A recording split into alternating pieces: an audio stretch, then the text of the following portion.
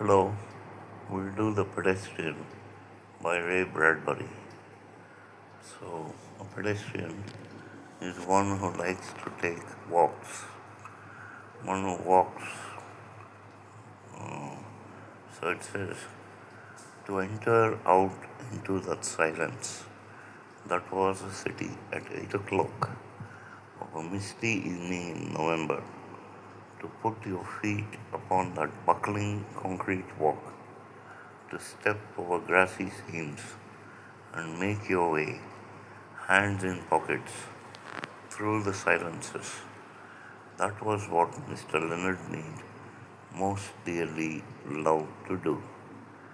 So, the pedestrian of the title is Mr. Leonard Mead, and Mr. Leonard Mead likes to walk on a misty evening in November.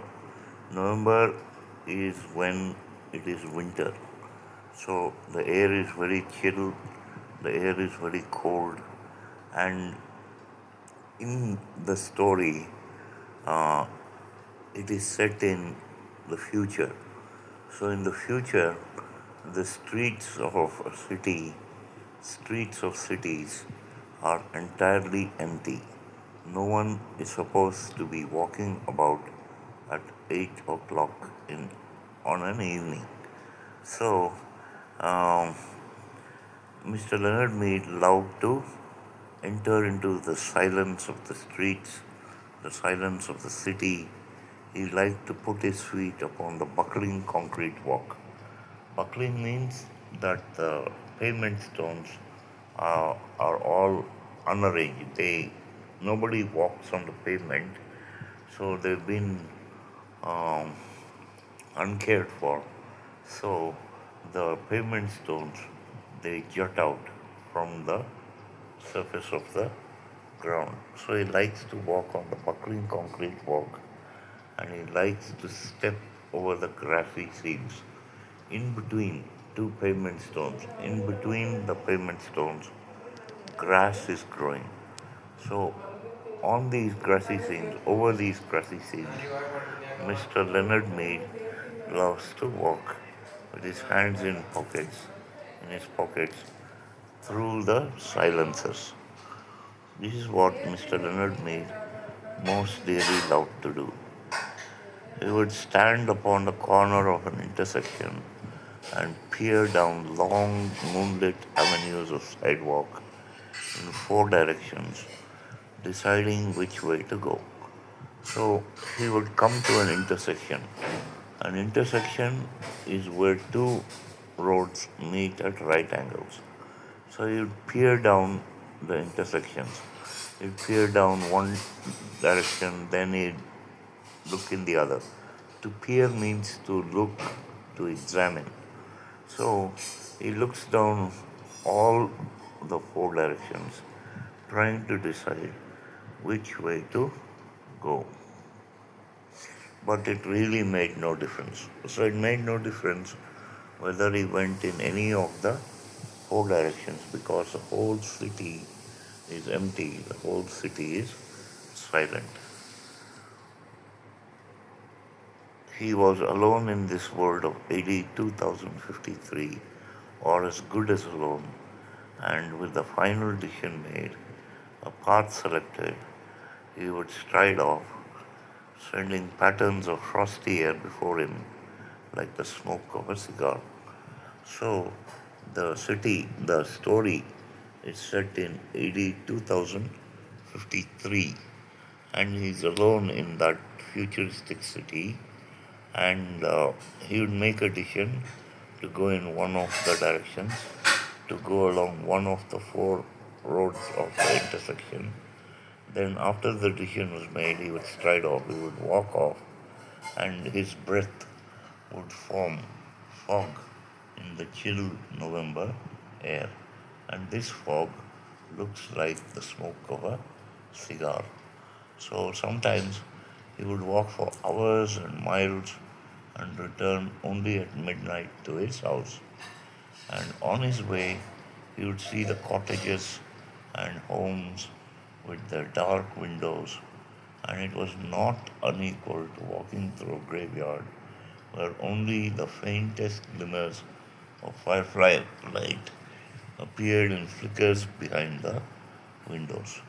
So the city was so silent, so quiet, that all the cottages and homes along his path would be dark, the windows would be dark, the curtains would be drawn, and it was similar, it was not unequal to walking through a graveyard. So the only light that could be seen was like fireflies uh, in the graveyard. So these faint lights used to come from the houses and cottages uh, where the curtains were still undrawn. Sudden grey phantoms seemed to manifest upon those inner room walls where a curtain was still undrawn against the night, or there were whisperings and murmurs where a window in a tomb like building was still open. So all the houses and cottages had the curtains drawn. So it was absolutely dark along his path, but one or two homes had their curtains still undrawn. And the people at that time, at 8 o'clock in the evening, the people used to be watching TV, and the light from the screen would fall on the walls of the rooms of the house, and they would look like grey ghosts. And uh, or he would hear the sound of the TV, and these sounds were like whisperings. There were soft sounds, there were murmurs uh, in of the TV where uh, the curtains were still undrawn, and but all the buildings along this path were tomb-like. They were silent and quiet, as silent and as quiet as tombs. So Mr. Leonard Mead would pause, cock his head, listen, look, and march on, his feet making no sound, no noise on the lumpy walk. So Mr. Leonard Mead would pause when he came to these windows with the curtains still undrawn. He would cock his head. He would turn his head to one side to listen. He would look, and then he would march on. And his feet made no noise on the lumpy walk. So the walk is full of probably small stones which have come out from the sidewalk. For long ago, he had wisely changed into sneakers when strolling at night because the dogs in intermittent squads would parallel his journey with barkings if he wore hard heels, and lights might click on and faces appear, and an entire street be startled by the passing of a lone figure himself in the early November evening. Oh, so why did his feet make no noise on the sidewalk? Because long ago he had changed from wearing boots with hard heels, he had changed his boots to sneakers. So the soft soles of the sneakers made no sound upon the sidewalk. And when he used to wear boots, there would be stray dogs which would come attracted by the sound of his feet on the ground, and these stray dogs would bark at him, and because of the barking of the dogs, people would turn their lights on, and faces might appear in the windows, and a whole street be startled or shocked by the passing of this uh, figure who is alone, that is Mr. Leonard Mead himself, in the early November evening. On this particular evening, he began his journey in a westerly direction. So, on that particular evening, he starts going towards the west, toward the hidden sea. There was a good crystal frost in the air. It cut the nose and made the lungs blaze like a Christmas tree inside. You could feel the cold light going on and off, all the branches filled with invisible snow. So The air is so chilly, the air is so cold that it it seems to cut his nose.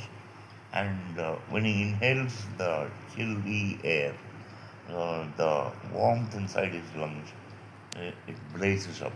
So the chill air seems to make his lungs blaze up, and it is similar to a Christmas tree with its decorations, with the Christmas lights going on and off.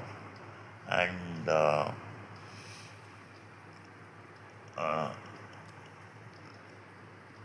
and all the branches, all the uh, things in the nerves inside the lungs would go on and off.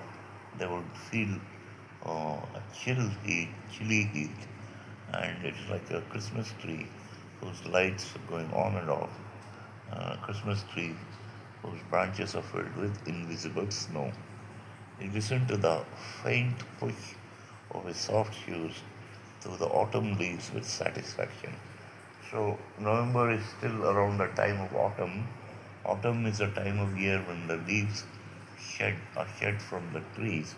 So he listened to the crunching of the leaves under his soft shoes, and he whistled a cold, quiet whistle between his teeth, occasionally picking up a leaf as he passed, examining its skeletal pattern in the infrequent lamplights as he went on, smelling its rusty smell.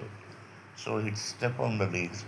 Now and then he'd pick up a rusty leaf, that is, a brownish red leaf, which had dried up.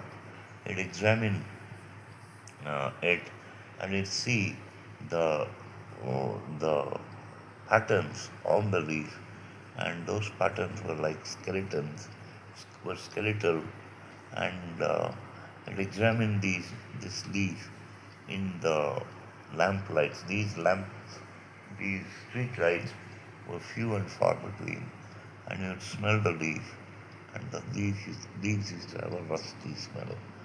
Hello in there, he whispered to every house on every side as he moved. What's up tonight on Channel 4, Channel 7, Channel 9? Where are the cowboys rushing, and do I see the United States cavalry over the next hill to the rescue? So he would hold a silent conversation with the people in the house, and he would ask them what's on the TV, what's on channel 4 of the TV, channel 7 and channel 9 of the TV. And on the TV, the programs would show cowboys rushing after some Indians. There would be a Western movie playing, or you would see, or, or on the TV there might be a program on which the United States cavalry were rescuing some people. So uh, he holds a silent conversation with the people of the houses. The street was silent and long and empty, with only a shadow moving like the shadow of a hawk in mid country. So, just as a hawk, when it's floating in the air and its shadow falls on the ground, on the plains where there are no trees, where there are only grass, just as the shadow of the hawk goes up and down on the ground, his uh, shadow moved like the shadow of the hawk. If he closed his eyes and stood very still, frozen, he could imagine himself upon the center of a plain, a wintry, windless Arizona desert. So it didn't take him much imagination to think that he was in the middle of the Arizona desert. All he had to do was close his eyes and imagine that he was in the middle of the wintry, windless Arizona desert. Arizona is a state in the US, one of the 50 states of the US, and much of Arizona is supposed to be a desert with no house in 1,000 miles and only dry riverbeds, the streets for company. So Mr. Leonard Mead is so alone that he could imagine himself to be in the Arizona desert. In the Arizona desert, there are no houses for thousands of miles, and the rivers have dried up. There are dry riverbeds.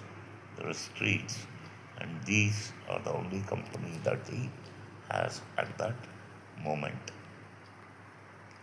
So what is it now? He asks the houses, noticing his wristwatch. 8:30 p.m.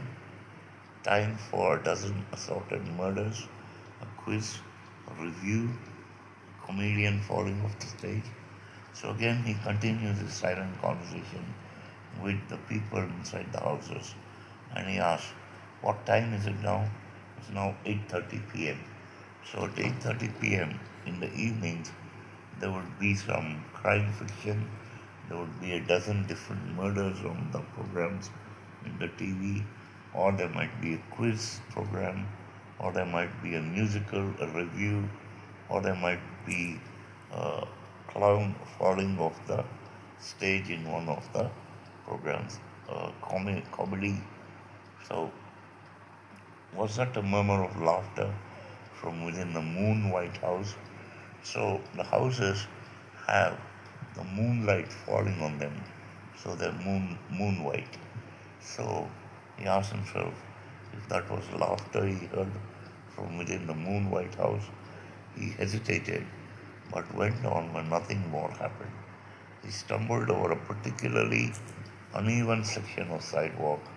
The cement was vanishing under flowers and grass. In 10 years of walking by night or day for thousands of miles, he had never met another person walking, not once in all that time. So the pavements, the sidewalks are broken, and there are flowers and grass growing in between the cement pieces of the sidewalk. And in over 10 years, in around 10 years, he had walked thousands of miles, but he had never met another person walking at all in all that time. He came to a cloverleaf intersection which stood silent, but two main highways crossed the town. So cloverleaf is like it's an intersection in which the roads, instead of crossing at right angles, they take curves. So a person can go around the curve of the cloverleaf in the opposite direction, or from on the cloverleaf direction. He may go east or north or west, or he may go back in the direction, or he may go in any of the directions in between. So he came to one of these cloverleaf intersections where two main highways crossed the town. During the day, it was a thunderous surge of cars.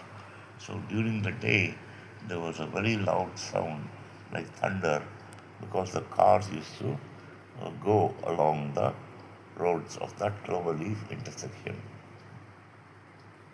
The gas stations would be open in the day, a great insect rustling and ceaseless jockeying for power pollution as the scarab beetles, a faint incense sputtering from their exhaust, skimmed homewards to the far directions. So by day and by evening, the sound would be very loud. It would be like thunder. The petrol bunks, the gas stations would be open, and the sound of the cars were like great insects rustling, and they would jockey for position, just as a jockey in a horse race tries to overtake each of the other horses. These cars would jockey for position ceaselessly. Ceaselessly means without stopping, and these cars would be like beetles, scarab beetles, and from their exhaust, a faint, sweet, sickly sweet smell would come from the gasoline burnt, and they would skim homeward, they would glide homewards in far directions. But now these highways too were like streams in a dry season, all stone and bed and moon radiance. So at night time, these roads were like a dry riverbed. On the dry riverbed, there would be stones and there would be uh, moonlight. The roads were also empty. There was nothing but stone and moonlight falling on the roads. He turned back on a side street, circling around towards his house. So he turns back in the direction he had come. He was within a block of his destination when the lone car turned the corner quite suddenly and flashed a fierce white cone of light upon him. So suddenly a car comes towards him, and the car has a flashing light. He stood entranced, not unlike a night moth, stunned by the illumination and drawn towards it. So the car, which comes in this direction, shines a bright light into his eyes. So for a moment he's stunned. He cannot understand what's going on. And then he's stunned, he stops for a moment, and then he's drawn towards the light. A metallic voice called to him, "Stand still, stay where you are, don't move." So the sound of from the car is not that of a person. In AD 253, 2053, we can imagine that robots would be patrolling in the police cars. So this is one such uh, one such crime prevention car. It belongs to the robot police, and the robots have metallic voices. So the metallic voice called out to him to stand still and stay where he is, not to move. He halted. "Put up your hands." "But," he said, "your hands up or we'll shoot." The police, of course, but what a rare, incredible thing.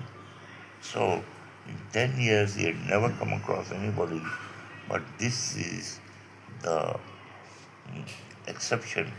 So he comes across this, and he comes across the police. And it's against the law to be walking alone at night in this city of 2053. So it is against the law, so he's committing a crime. So this is a very rare thing that is happening. In a city of 3 million, there was only one police car left. So the city had 3 million people, but there was only one police car. Wasn't that correct? Yeah, he tries to remember where he had heard that information. Ever since the year ago, 2052, the election year, the force had been cut down from three cars to one. So in 2052, there was an election in the city, and after the election, the party in power decided to reduce the number of patrol cars from three to one. Crime was ebbing. There was no need for the police, save for this one lone car wandering and wandering the empty streets. So crime was decreasing. Crime was at an all-time low, and there was no need for police cars, except for this one uh, lone car which was wandering and wandering the empty streets. "Your name?" Leonard Mead. "Your name," said the police car in a metallic whisper. He couldn't see the men in it for the bright light in his eyes. So the light was shining into his eyes, so he couldn't see into the car. "Leonard Mead," he said. "Speak up." "Leonard Mead. Business or profession?" "Are you a businessman or do you follow a profession?" "I guess you'd call me a writer." "No profession," said the police car, as if talking to itself. So a writer is not a professional. The light held him fixed, like a museum specimen, needle thrust through chest. So just as in the museum, in a zoological museum, the insects are pinned to the showcases with a needle through their chest, the light held Leonard Mead like an insect in a museum. "You might say that," said Mr. Mead. He hadn't written in years. Magazines and books didn't sell anymore. So in 2053, the magazines and books did not sell. So he hadn't written anything in years. Everything went on in the tomb like houses at night now, he thought, continuing his fancy. So everybody used to probably work from home in this city of the future. And they used to work at night. The tombs, that is the silent houses, ill-lit by television light, where the people sat like the dead, the grey or multicolored lights touching their faces, but never really touching them. So the people would sit like half dead people in front of the TV, and the rooms would be dark, and the light from the TV screen. Sometimes the light would be uh, would be multicolored, or sometimes the lights would be gray as the scenes changed on the TV screen. The lights would touch their faces, but the people were so unfeeling that every scene on the TV was almost the same to them. So the programs never really moved them or touched them. They did not feel like moving. They did not feel like doing anything. So no profession, said the phonograph voice. You see, what are you doing out? So he doesn't have a profession and he's walking alone at night. Walking, said Leonard Mead. Walking? Just walking, he said simply, but his face felt cold. Walking, just walking, walking. Yes, sir. Walking where? For what? Walking for air, walking to see. Your address, 11 South St. James Street. So, and there is air in your house. You have an air conditioner, Mr. Mead. So why should you walk in the night for air? Isn't there an air conditioner in your house, Mr. Mead? Yes. And you have a viewing screen in your house to see with. So what do you want to see in the city uh, by yourself? Don't you have a TV screen with which to watch the programs? So what do you want to see in the city? And Leonard Mead says he doesn't have a viewing screen, he doesn't have a TV.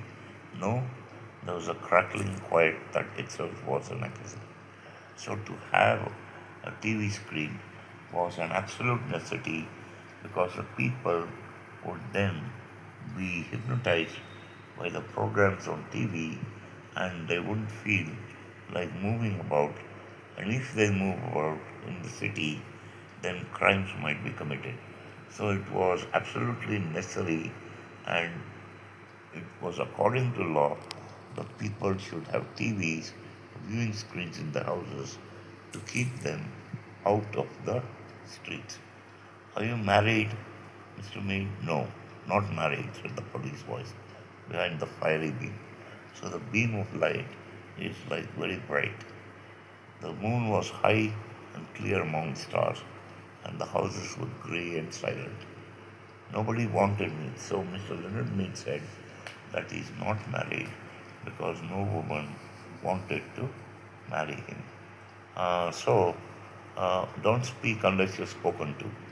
So the voice tells him not to give his own opinion and only to answer the questions which the voice puts to him. Leonard Mead waited in the cold night. Just walking, Mr. Mead? Yes, but you haven't explained for what purpose. I explained for air and to see and just to walk. Have you done this often? Every night for 10 years. The police car sat in the center of the street with its radio throat faintly humming. So the police car is probably a robot in the city of the future and is probably communicating with some central station. So the radio inside the police car hums faintly. Well, Mr. Mead said, is that all? He asked politely. Yes, said the voice. Here. There was a sigh, a pop. The back door of the police car sprang wide. Get in. So there's a spring which unlocks a door, and that spring makes a popping sound. So Mr. Leonard Mead has to get into the police car. Wait a minute, I haven't done anything. Get in. So Mr. Leonard Mead realizes that he's going to go be arrested. So he says he hasn't done anything. But the police voice, the robot police voice says, Toad tells him to get in. I protest. Mr. Mead. He walks like a man suddenly drunk. So Mr. Mead suddenly loses all the strength and he walks like one who is drunk. He doesn't have any strength either in his arms or his legs or his body. As he passed the front window of the car, he looked in. As he had expected, there was no one in the front seat, no one in the car at all. So it's an absolutely robotic police car, and it's probably being controlled by somewhere in some central station. Getting, he put his hand to the door and peered into the back seat. He looks into the back seat, which was a little cell, a little black jail with bars. So the back seat had bars drilled all around. It smelled of riveted steel. It smelled of harsh antiseptic. So it smells like antiseptic, Dettol, and it smells like steel. It smelled too clean and hard and metallic. There was nothing soft there. Now, if you had a wife to give you an alibi, said the iron voice, but so if you had a wife, that would be respectable. But Mr. Leonard Mead doesn't have a wife, so he was arrested by the police. Where are you taking me? The car hesitated, or rather gave a faint whirring click, as if information somewhere was dropping card by punch slotted card under electric eyes. So when Mr. Leonard Mead asks the question, the information is transmitted to the central station, and there the receiver of the information, the person, uh, puts in punch cards. So computers in the time when the story was written, they were programmed by punch cards. So once a punch card was inserted, the answer would come back as to where they were taking him, where he was going, to the psychiatric center for research on regressive tendencies. So he's going to be taken to a lunatic asylum, a silent psychiatric center for research on regressive tendencies. Regressive tendencies are antisocial tendencies. So he's being treated as a criminal. He got in, the door shut with a soft thud. The police car rolled through the night avenues, flashing its dim lights ahead. They passed one house on one street. A moment later, one house in an entire city of houses that were dark. But this one particular house had all of its electric lights brightly lit. Every window a loud yellow illumination, square and warm in the cool darkness. That's my house, said Melanie. No one answered him. The car moved down the empty riverbed streets and off away, leaving the empty streets with the empty sidewalks and no sound and no motion all the rest of the chill November night. So the car moves down the streets, and in those streets there was no motion, no one moved, and nothing happened on that chill November night, except that Mr. Leonard Sneed goes to the lunatic asylum. He's been taken to the psychiatric center for research on regressive tendencies. Thank you.